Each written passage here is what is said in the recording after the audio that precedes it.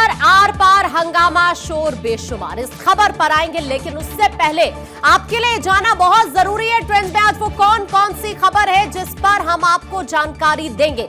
आइए सबसे पहले उन तमाम खबरों का रुख करते हैं और देख लेते हैं वो कौन कौन सी खबर है जो इस वक्त अलग अलग प्लेटफॉर्म पर ट्रेंड कर रही है। ये देखिए, ये 6 खबरें इस वक्त स्क्रीन पर है। बात हंगामा शोर बेशुमार की भी होगी, यानी जिस तरह से एसआईआर को लेकर आर पार के मूड में इस वक्त विपक्ष है उस पर भी जानकारी देंगे और साथ ही हम वोटर्स पर बढ़ती रार की भी बात करेंगे, यानी बिहार के बाद बंगाल का जो कनेक्शन है उस पर भी आपको जानकारी देंगे। साथ ही भारत रूस की यारी, नेटो यूएस पर भारी, इस पर भी बात होगी। बात ट्रंप को धोखे की भी होगी, यानी ईरान को खुले मौके की भी हम बात करेंगे। बारिश, बाढ़, कहर, जिस तरह के हालात देश के अलग अलग हिस्सों में हैं उन पर भी बात होगी और साथ ही बात हम करने वाले हैं 4 विकेट या 35 रन आखिरी दिन अंतिम रण की भी। लेकिन सबसे पहले आइए जल्दी से हम देखते हैं फेसबुक पर वो कौन सी खबर है जो इस वक्त ट्रेंड कर रही है। आइए सबसे पहले ये चेक कर लेते हैं इस वक्त, क्योंकि अलग अलग प्लेटफॉर्म पर अगर हम देखें तो कई खबरें इस वक्त ट्रेंड कर रही हैं। फेसबुक पर ये चेक कर लेते हैं, एसआईआर पर आर पार हंगामा शोर बेशुमार। दरअसल आपको बताएं, पटना से दिल्ली तक एसआईआर का मुद्दा इस वक्त गरमाया हुआ है। संसद के मॉनसून सत्र की शुरुआत के बाद से ही एसआईआर को लेकर विपक्ष लगातार हंगामा कर रहा है। विपक्ष का आरोप यह है कि एसआईआर भारत के लोकतंत्र पर हमला है। आज भी संसद की कार्यवाही विपक्ष के हंगामे के चलते प्रभावित हो गई। दरअसल लोकसभा की कार्यवाही शुरू होते ही आज एक बार फिर से एसआईआर के मुद्दे पर सदन में जोरदार हंगामा देखने को मिला और इसी वजह से लोकसभा की कार्यवाही दोपहर 2 बजे तक के लिए स्थगित करनी पड़ गई। दरअसल आज लोकसभा में प्रश्नकाल के दौरान जोरदार हंगामा हुआ। लोकसभा में प्रश्नकाल शुरू होते ही विपक्षी सदस्य तख्तियां लेकर वेल में पहुंच गए, नारेबाजी यहां पर शुरू कर दी। स्पीकर ओम बिरला ने हंगामा कर रहे विपक्षी सदस्यों से अपनी सीट पर जाने और साथ ही प्रश्नकाल चलने देने की अपील भी की। इसका विपक्षी सदस्यों पर कोई असर नहीं हुआ। हंगामे के कारण सदन की कार्यवाही शुरू होने के 10 मिनट के अंदर ही दोपहर 2 बजे तक के लिए स्थगित करनी पड़ गई। कुल मिलाकर जिस तरह से विपक्ष की तरफ से लगातार हंगामा किया जा रहा है उसी की वजह से आप देख रहे हैं कि बार बार कार्यवाही को स्थगित करना पड़ जाता है। तो ये आचरण आपका उचित नहीं है, ये संसद की कार्य पद्धति के अनुरूप नहीं है। इसलिए जाइए बैठिए, आप सदन नहीं चलाना चाहते, प्रश्नकाल नियोजित तरीके से बाधित करना चाहते हैं। प्रश्नकाल, फिर मैं आपसे आग्रह कर रहा हूं, फिर मैं आपको मौका दे रहा हूं कि प्रश्नकाल के बाद हर विधेयक पर शून्यकाल में आपको हर मुद्दे को उठाने की परमिशन दी जाएगी। मुझे लगता है कि आप नियोजित तरीके से ही सदन को बाधित करना चाहते हैं, इसलिए सदन की कार्रवाई आज 2 बजे तक के लिए स्थगित की जाती है। तो बिहार में एसआईआर के बाद 1 अगस्त को ही वोटर लिस्ट का ड्राफ्ट जारी कर दिया गया था और वोटर लिस्ट को चुनाव आयोग की वेबसाइट पर अपलोड किया गया था। दरअसल एसआईआर के बाद वोटर लिस्ट से 65 लाख वोटर के नाम हटे हैं और जिन वोटर्स के नाम हटे हैं उसमें 22 लाख मृत वोटर्स हैं। साथ ही ऐसे 36 लाख लोगों के नाम एसआईआर के जरिए वोटर लिस्ट से हटाए गए हैं जो स्थायी रूप से बिहार से पलायन कर गए हैं, जबकि करीब 7 लाख वोटर्स हैं जो कि रिपीट वोटर्स हैं, यानी उनके पास एक से ज्यादा वोटर आईडी कार्ड है। विपक्ष लगातार चुनाव आयोग पर जुबानी हमले कर रहा है और बिहार विधानसभा चुनाव से ठीक पहले एसआईआर कराने के मुद्दे पर केंद्र सरकार और चुनाव आयोग की मंशा पर भी सवाल उठा रहा है। और इसी वजह से आज भी आपने देखा कि जैसे ही सदन की कार्यवाही शुरू होती है एक बार फिर से विपक्ष की तरफ से काफी हंगामा किया गया और उसी हंगामे की भेंट आज भी कार्यवाही चढ़ गई। अब आगे बढ़ेंगे, आइए एक्स पर जल्दी से देखते हैं कुछ और खबरें। एक्स की अगर हम बात करें तो जल्दी से चेक कर लेते हैं एक्स पर वो कौन सी खबर है जो इस वक्त ट्रेंड कर रही है। तो यहां पर कई सारे हैशटैग आपको नजर आएंगे, लेकिन हम बात करने वाले हैं वेस्ट बंगाल की।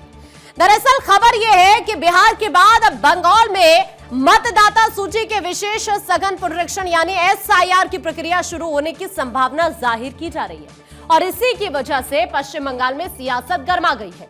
खबर है कि मुख्यमंत्री ममता बनर्जी ने तृणमूल सांसदों की एक अहम बैठक भी बुला ली है। सीएम ममता बनर्जी शाम 4:30 बजे तृणमूल सांसदों के साथ एक वर्चुअल मीटिंग करने वाली है। इस बैठक में बंगाल में संभावित एसआईआर को लेकर टीएमसी अपनी रणनीति पर मंथन भी कर सकती है। दरअसल पश्चिम बंगाल में अगले साल चुनाव है और ऐसे में जब से बिहार में एसआईआर हुआ है तब से ये खबरें जोर पकड़ रही हैं कि बंगाल में भी एसआईआर हो सकता है। चुनाव आयोग अगस्त में बंगाल के अंदर एसआईआर शुरू कर सकता है। इस बीच टीएमसी पहले ही कह चुकी है कि अगर बंगाल में किसी भी योग्य मतदाता का नाम छूटा तो वो सड़कों पर उतरेंगे। दरअसल बंगाल के अंदर एसआईआर की संभावनाएं उस वक्त जोर पकड़ने लगी थी जब बिहार में एसआईआर के मुद्दे पर बढ़ती सियासी तकरार के बीच पश्चिम बंगाल में भारतीय जनता पार्टी के अध्यक्ष समीक भट्टाचार्य ने कहा था कि बंगाल के अंदर वोटर लिस्ट में गहन पुनरीक्षण यानी एसआईआर जरूरी है। अगर ऐसा नहीं किया गया तो पश्चिम बंगाल बांग्लादेश में बदल सकता है। उन्होंने पश्चिम बंगाल में कथित जनसांख्यिकी और कानून व्यवस्था के मुद्दे को लेकर भी दावा किया है कि राज्य के अंदर चिंताजनक स्थिति बनी हुई है। ममता बनर्जी कहती हैं कि पश्चिम बंगाल फल फूल रहा है और अगर वाकई ऐसा है तो राज्य से इतने सारे लोग पलायन क्यों करते जा रहे हैं, ये एक सबसे बड़ा सवाल है। पश्चिम बंगाल के मालदा जिले से देश में कुल फेक मनी का 72% आ रहा है और अब कुल मिलाकर यह कहना गलत नहीं होगा कि बिहार के बाद अब अगर पश्चिम बंगाल की हम बात करते हैं तो यहां पर एसआईआर के मुद्दे को लेकर एक बार फिर से सियासत काफी ज्यादा गर्मा गई। अब आगे बढ़ेंगे जल्दी से ट्रुथ पर, देखते हैं वो कौन सी खबर है जो इस वक्त ट्रेंड कर रही है।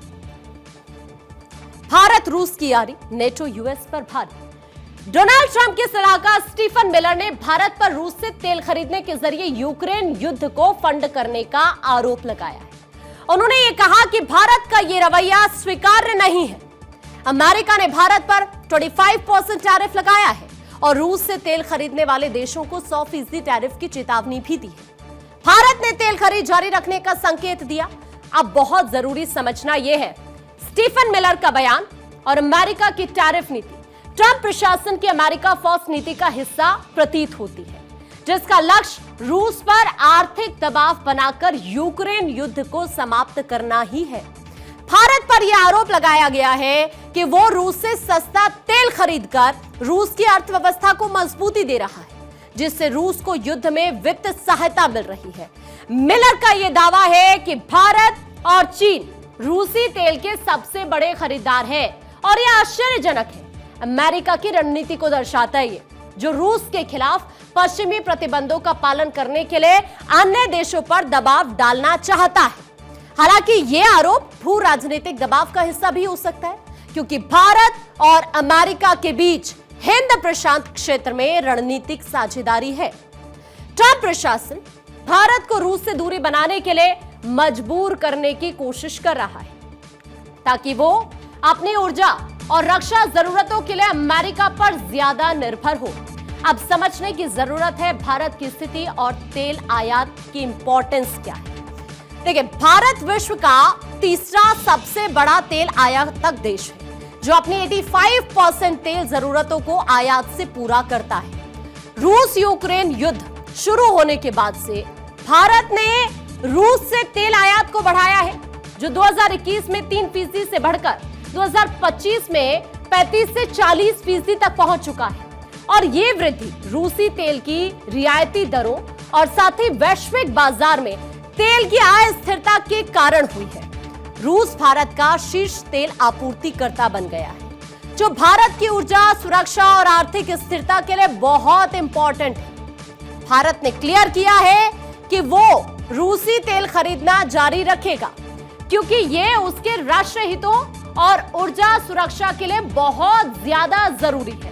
भारतीय अधिकारियों की तरफ से कहा गया है कि तेल खरीद के फैसले बाजार की सिचुएशन और राष्ट्र हित पर ही आधारित है, न कि बाहरी दबाव पर। कुछ रिपोर्ट्स के अकॉर्डिंग भारत सरकार ने अपनी तेल रिफाइनरियों को रूस से तेल खरीद रोकने का कोई निर्देश नहीं दिया। देखिए, अमेरिका ने भारत के आयात पर 25% टैरिफ लागू किया है और 100% टैरिफ की धमकी भी दी है अगर भारत रूस से तेल खरीदना जारी रखता है। हालांकि ये नीति दोहरे मापदंड को दर्शाती है, क्योंकि अमेरिका खुद रूस के साथ व्यापार जारी रखे हुए है। 2024 में अमेरिका और रूस के बीच 30,000 करोड़ रुपए से ज्यादा का व्यापार हुआ है। फिर भी अमेरिकी कंपनीज पर कोई प्रतिबंध नहीं लगाया गया। ये सवाल उठाता है कि क्या अमेरिका का भारत पर दबाव रणनीतिक हितों को आगे बढ़ाने का प्रयास है, जैसे भारत को अमेरिकी तेल और गैस की तरफ धकेलना।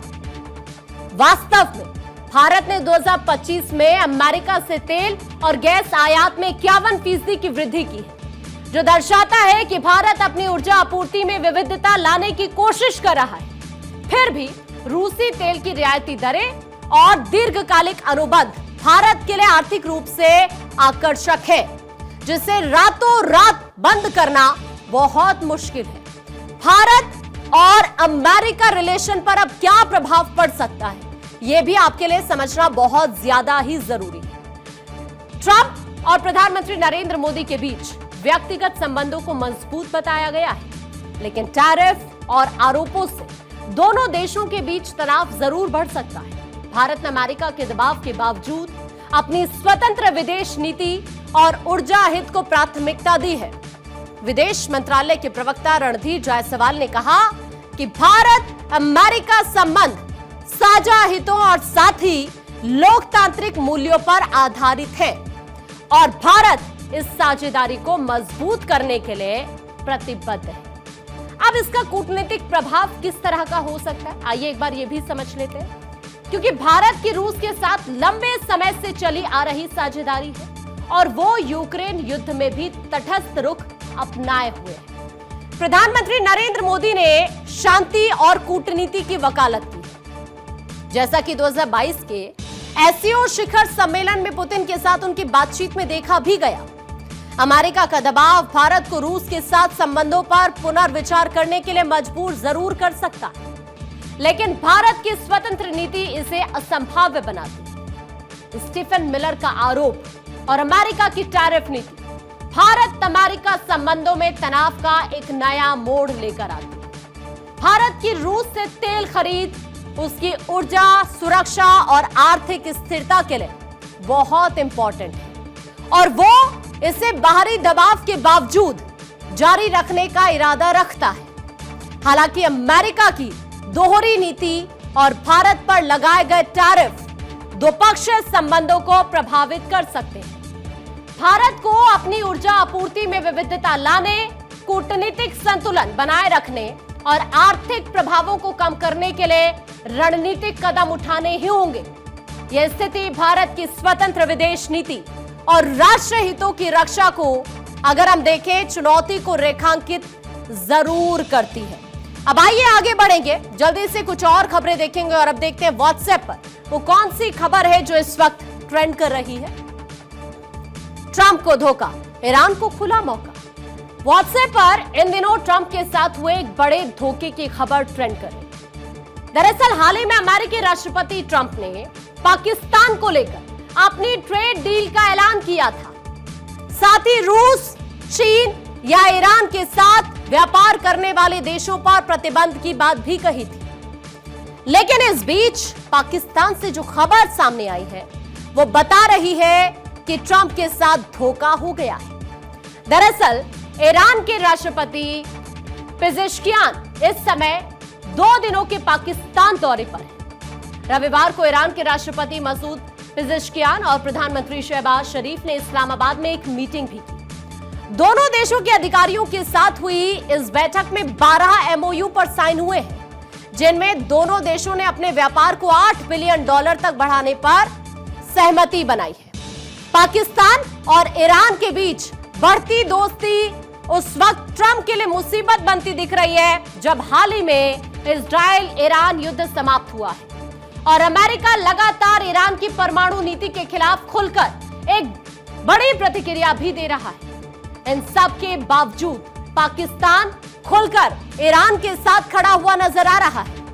अपने पाकिस्तान दौरे के दौरान ईरान के राष्ट्रपति ने इस बात का जिक्र किया कि ज़ायोनी शासन यानी इजराइल और अमेरिका की तरफ से 12 दिनों तक चलाए गए आतंकवादी आक्रमण के दौरान ईरान की रक्षा और समर्थन में पाकिस्तान की सरकार, संसद राजनीतिक दलों और प्रतिष्ठित विद्वानों की भूमिका बहुत उत्साहजनक।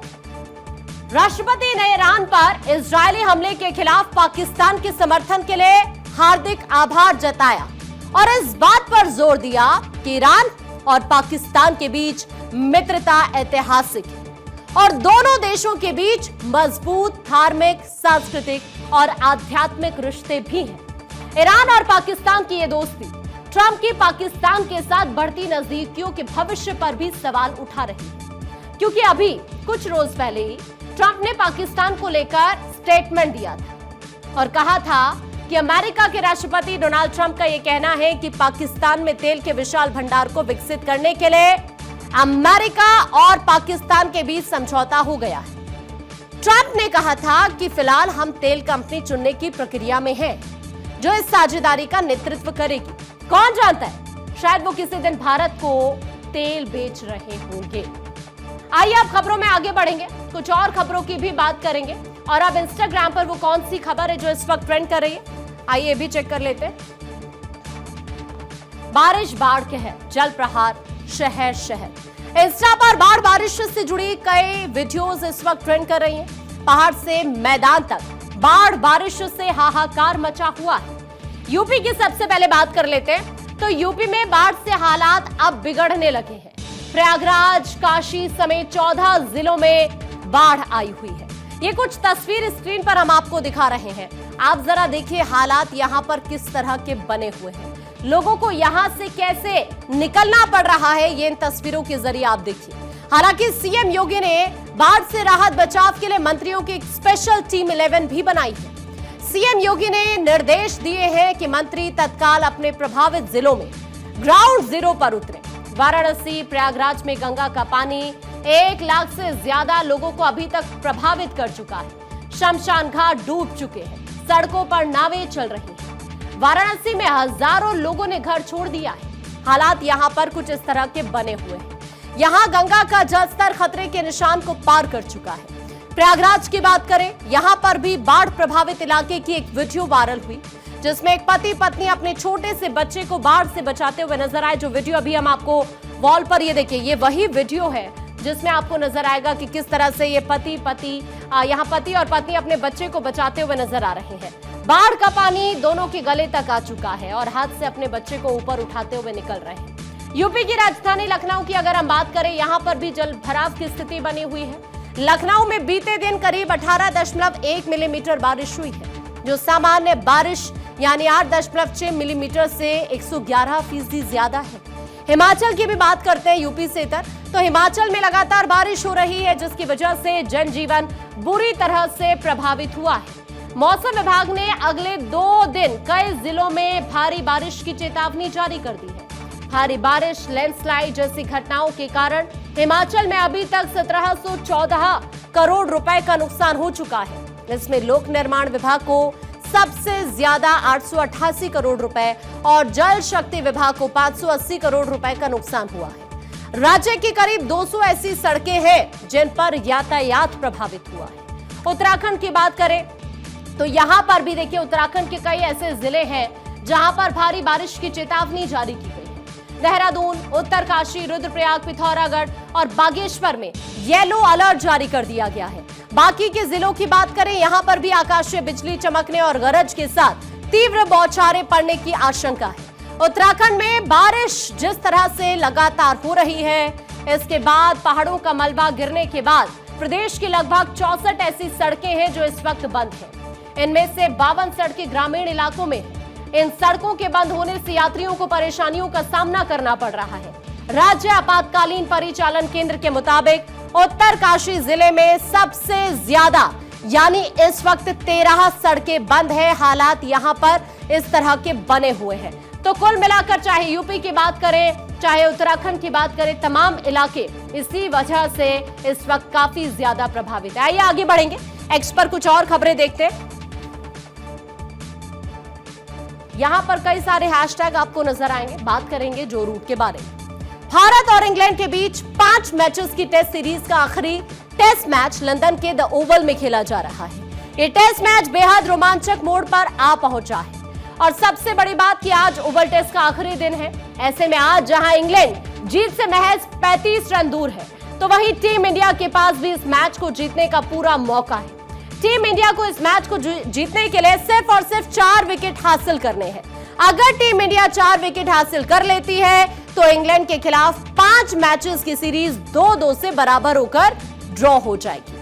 ओवरटन स्मिथ का विकेट बहुत ज्यादा जरूरी है, क्योंकि ओवल में जब चौथे दिन का खेल खत्म हुआ उस वक्त इंग्लैंड का स्कोर दूसरी पारी में 6 विकेट पर 339 रन था। जेमी स्मिथ 300, अगर हम यहां पर बात करें 39 रन जिनका अभी मैंने जिक्र किया, देखिए इनमें 2 और जेमी ओवरटन 0 रन बनाकर हालांकि नाबाद थे। इसमें 1 विकेट कीपर बल्लेबाज है। वही ओवरटन फास्ट बॉलिंग ऑलराउंडर है। अगर भारतीय टीम इन दोनों का विकेट शुरुआत में ही लेने में कामयाब रही तो मैच भारत की झोली में आ सकता है। लेकिन सबसे जरूरी है मौसम के खेल की बात भी करनी। मैच जिस मोड़ पर है ऐसे में ड्रॉ की कोई गुंजाइश नहीं है। 5वें दिन के पहले सेशन में नतीजा आने की पूरी संभावना है, क्योंकि लंदन का मौसम भी आज खेल के लिए अनुकूल रहेगा और पहले सेशन में बारिश की संभावना ना के बराबर है। अब देखने वाली बात यह होगी कि किस टीम की जीत होती है और किसको हार नसीब होती है, क्योंकि सभी को आज इस मैच से काफी उम्मीदें हैं। फिलहाल आज के लिए ट्रेंड्स में इतना ही। बाकी तमाम बड़ी खबरों के लिए आप देखते रहिए भारत 24।